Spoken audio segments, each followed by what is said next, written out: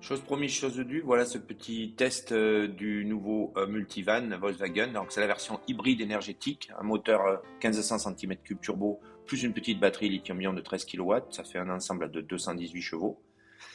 La longueur, là c'est la version courte qui fait 4,97 m, soit 7 cm de plus que la version courte de nos T5 T6 actuels. Et la version longue fera 5,17 donc 13 cm de moins que la version longue actuelle.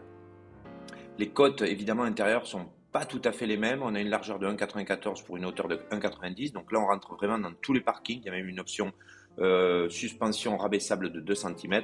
Par contre, évidemment, les côtes intérieures n'ont plus grand-chose à voir, même si elles sont évidemment tout à fait correctes.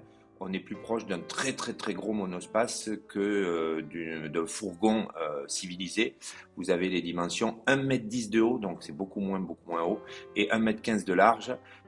Ça va être compliqué de rentrer deux motos pour la piste ou des motos d'enduro ou 3 VTT, ça sera plus compliqué. L'intérieur est beaucoup plus cosy évidemment.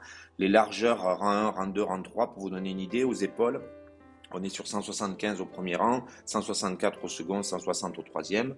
Porte latérale coulissante des deux côtés. L'intérieur évidemment n'a plus rien à voir. On est sur un véhicule vraiment beaucoup plus haut de gamme et valorisant que nos versions même les plus hautes.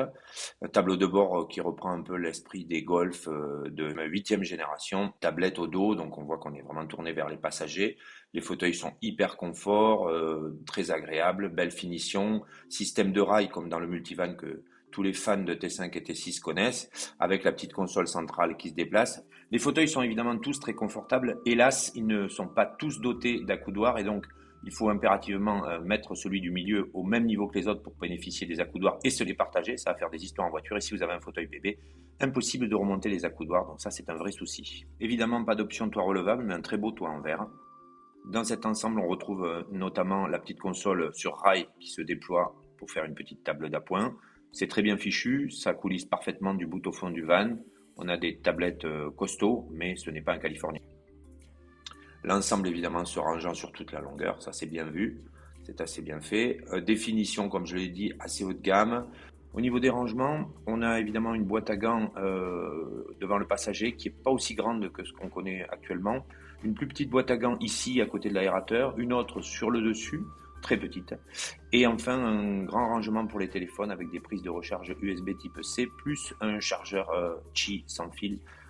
Petite particularité, les deux portes latérales sont manuelles mais avec une fermeture finale électrique assistée.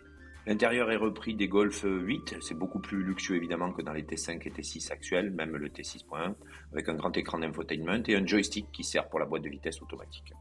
Évidemment, on mentirait si on disait qu'on manquait de place à bord, mais ce n'est évidemment pas un immense van, c'est plus un très gros monospace. Des petits spots LED un peu partout dans l'habitacle, des poignées de maintien pour entrer et sortir. Voilà ce que je pouvais dire en quelques minutes de ce petit test pour le groupe T5 T6 France. N'hésitez évidemment pas à réagir, à me poser éventuellement vos questions en dessous en restant dans la joie et la bonne humeur. Bonne journée à tous et merci.